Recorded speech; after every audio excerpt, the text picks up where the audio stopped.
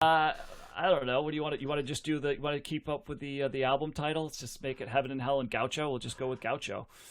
Actually, I like Hey 19 more, so Fine. I'm gonna put that in. There you go. So you really weren't, Josh. You really weren't asking me. You were just like you wanted to see if I was going to agree with you. Yeah, I guess so. That's fine. I really, yeah, I'll tell you why in a second why it doesn't matter. But for me, so Gaucho by Steely Dan comes in at number 131 in the 1980s on Best Ever Albums, number 17 in the year 1980, number 884 of all time. It also did not make Rolling Stone's list. It's their fourth highest rated album on Best Ever Albums, behind Asia from 1977, which we covered in a proper episode. Do you remember which one, Josh? Do you have that up or? Yes. Where is it? Where does it say in It's my in there notes? somewhere. 20 episode 27 of last season. Of season We 2, covered yeah. that. And the second highest is Can't Buy a Thrill from 1972, and that was a cold listen from a while ago. And then Pretzel Logic from 1974, which we did not cover, so this one falls after that. And yeah, so this is more Steely Dan. This is the one that came out after Asia, I believe, Yep. and it's The think next, it's also the next album. yeah, and I think this is their last album for like they went on hiatus for like 20 years after this. Yeah. So that's what I picked up on this. So You were high on Steely Dan. I think it was in your best of the year of the decade, right? It made for my cold listen list. Oh, right. Can't Buy a Thrill did, because that was a couple of things. One, I had historically, if people had listened before, they knew that I was always kind of like a Steely Dan hater. Kind of like this is too soft, and I don't really like the production. I don't get it.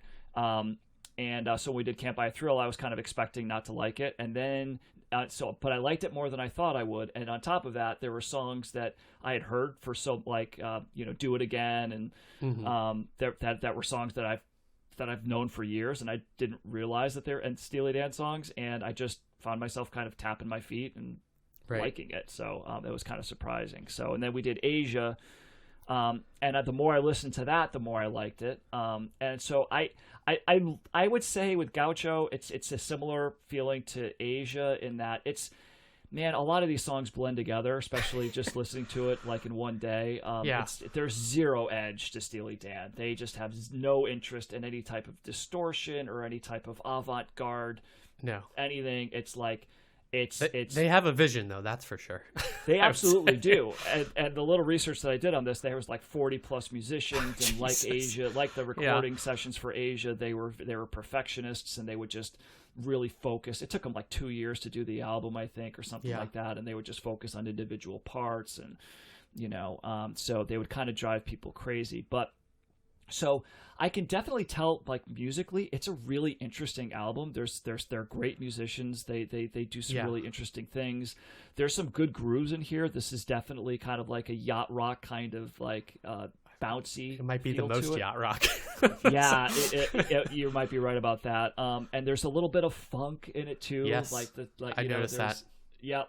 What is it? My Rival in particular. That's a funk song. But then just a lot of just easy listening jazz kind of stuff is probably the best way to kind of convey what the sound is like. But I will have to say, listening to Steely Dan all for this time and giving them their due, giving them a chance, I don't hate them. I don't hate them. It's definitely, in terms of, if we were going with John's rubric, right, as far as re-listenability, it's a hard thing for me to want to just put on a Steely Dan album, because it's not, the sound is still something that's not my favorite. I really would like a little bit more edge. I'm amazed that people that I know, and they like all kinds of music, like talking so highly about them, and I still feel like I'm missing something. I still feel like I'm not in the club necessarily. But I will say that, like, this was a fine listen. They're really talented. I was bouncing here and there, kind of getting into it. It's just not a go-to for me. So I think if I was at a party or somebody put this on, I'd be like, oh, that's cool, it's Steely Dan. Whereas like last year I would have been like, oh shit, I gotta listen, I gotta listen to this. And I also feel like this is the type of album that just, to me, it seems like very, I don't know, refined, educated, uppity people. Like, this seems like this is like an intelligent band to listen to for some reason. So nothing really stood out here except for My Rival. Like I said, that's kind of got a funk kind of thing to it. They just in a couple of listens, it still blends together. I felt with Asia that I started to see more as I listen. I listened to that album a lot too. I kind of forced myself to listen to that a lot over the week. So maybe I would come up with some more cogent takes on this album if I had more time to listen to it. But it kind of just, a lot of it blended together. It's perfectly nice. It's fine. I definitely respect what they do and appreciate their musicianship and their talent. It's the production and going to always be several knocks down for me and make it harder for this to be a band that I'm like, oh, I love Steely Dan. So that's kind of my general take. Yeah, I think the I enjoyed this album. I think I think people like this because there's layers to this band. Now, yeah. I paid a lot of attention to the lyrics listening to this. I think you can enjoy it musically on some level. It's like the perfect album to put on at like a picnic or a party or something and have as like kind of relaxing, like upbeat music and or like pool music or something, or on a yacht. Yeah. It's an album you can definitely vibe to, or like smoke a bowl to or something, I would say. And then but the lyrics, they're it's almost like a concept album in some ways, because they're talking about kind of these like seedier kind of low things. So when it was funny when you said it was kind of like a high class, but they're talking about cocaine dealer in one song, glamour profession. They're talking about in Hey 19, they're talking about dating a younger woman, and there being such an age gap that they don't like understand the same music, because they mentioned Aretha Franklin at one point, and the younger woman's doesn't know who that is or something like that. And so they're commenting on that. They're talking about, there's a lot of drug references in this album. Time Out of Mind. They're talking about Chasing the Dragon and Hey 19, back to kind of drinking and smoking weed and things like that. So I think they are couching kind of these more like darker topics, or at least more maybe not relatable, but and provocative topics with this kind of like smooth music. So I like this. I like the contrast on this album. I feel like this had more of a, I remember like us saying about Asia that there is something there that we couldn't quite put our finger on, and that it like took a lot of listens to kind of appreciate it. I think this came to me easier. Maybe just having that history of them as well. But yeah. So you say you think you like this better than Asia? Yeah, I think I like this more. This is probably my favorite like default Steely Dan album of the ones we've listened to. I appreciate I don't know, Donald Fagen's voice sometimes doesn't work for me as the lead vocalist, but the music and the harmonizing always do, and there's a lot that you can pick up on with the hundreds of instruments that they brought to the thing.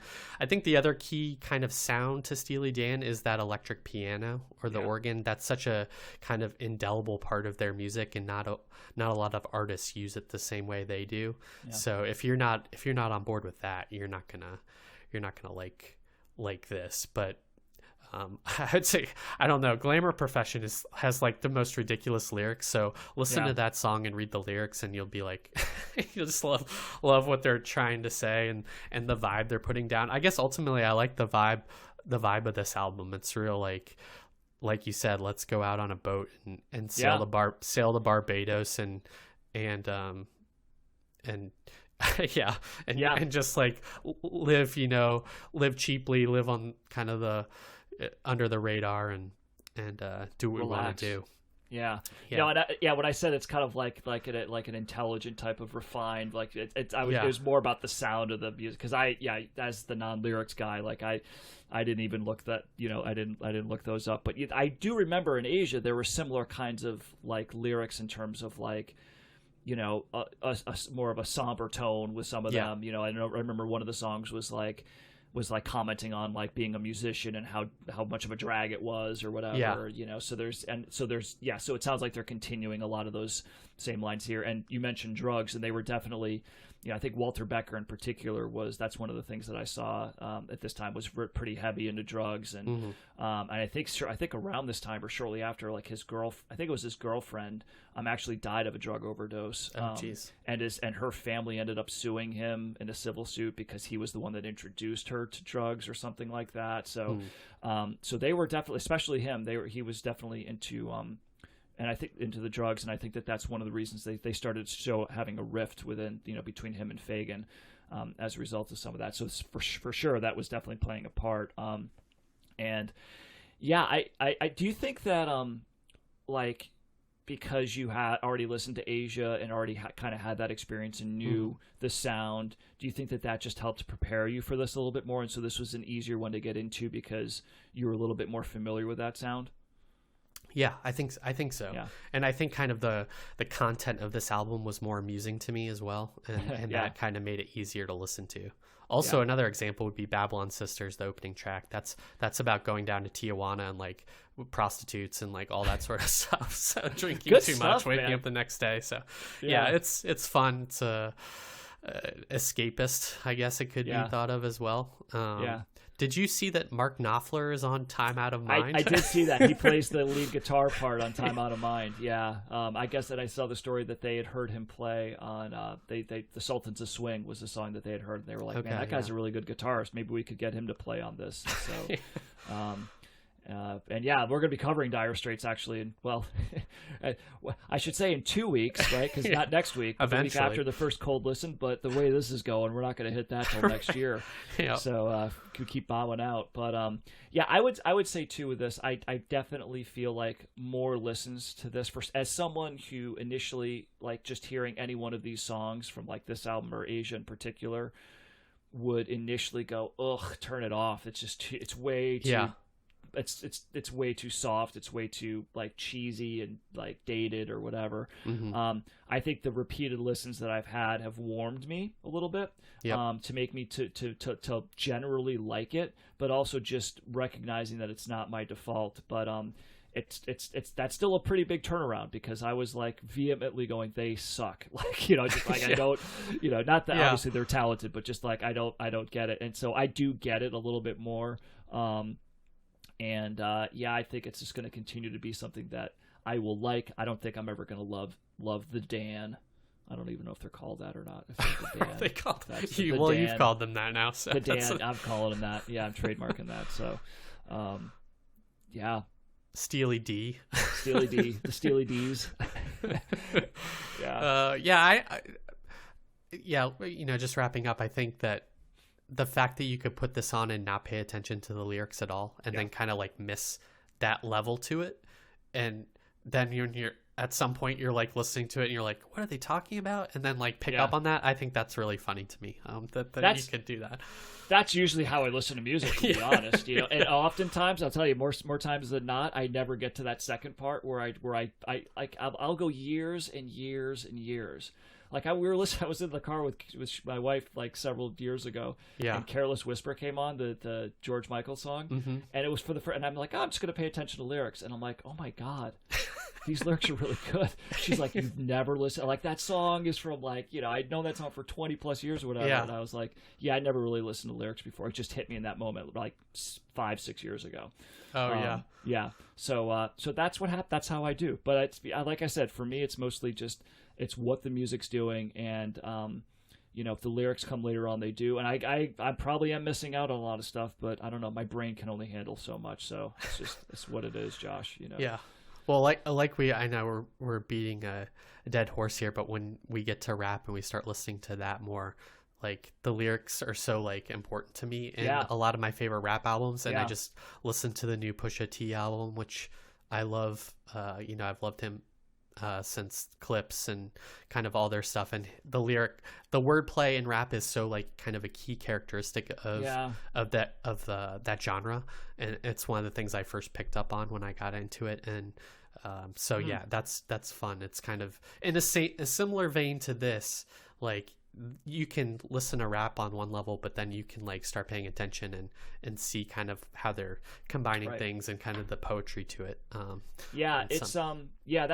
be interesting to get more into that, because like I typically I'm listening to rap more for the beats and the production behind it. And the lyrics definitely stand out way more for that because they're way more upfront and way more part of like what the song is. But again, like that's why I'm gonna listen to Public Enemy, because that's a band that like I knew I was like, oh man, I'm gonna get into this, and then I'm like, I didn't like the music at all, and I'm like, I just totally don't like it, right? Yeah. But they're mostly known for their lyrics, so yeah, I have to force myself to challenge myself to try to go a little bit further, but yeah, that's a good point, Josh.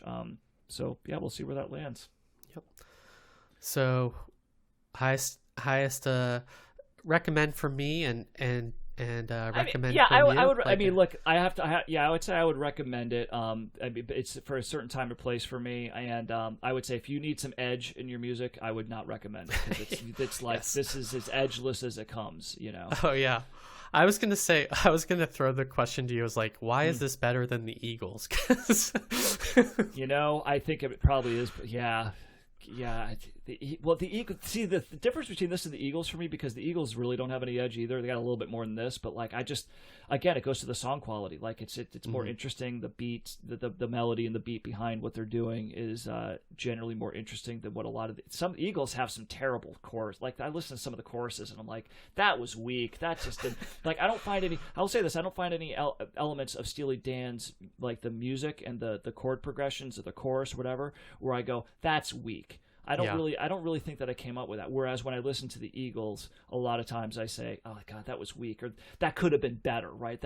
They had an idea there and they missed an opportunity. From my, as if I were doing it, I would have done done something totally different. Even though I can't write any music, so. But that's a good point. I never thought of it like that. But I don't really find any moments with Steely Dan where I go, that's a weak part. It's the production. Yeah, it's the sound of the production that's my challenge with Steely Dan. But I'd still recommend it. It was an enjoyable listen. I didn't hate this album. I liked it fine. It's a general little thumbs up, a little bit of a thumbs up for me, I would say. Yeah. I think for some reason the Eagles have like a bigger ego, so they think they're like better than they are or something, and that like carries through. Well, they sell a lot of albums though, so it's hard true. to like, it's hard to kind of question that. They have an ego, but they have a reason to have an ego, So I can't really fault them for that, but I don't know. It's just one of those things, I guess. But so yeah, right. I guess thumbs up all around on these two last minute records.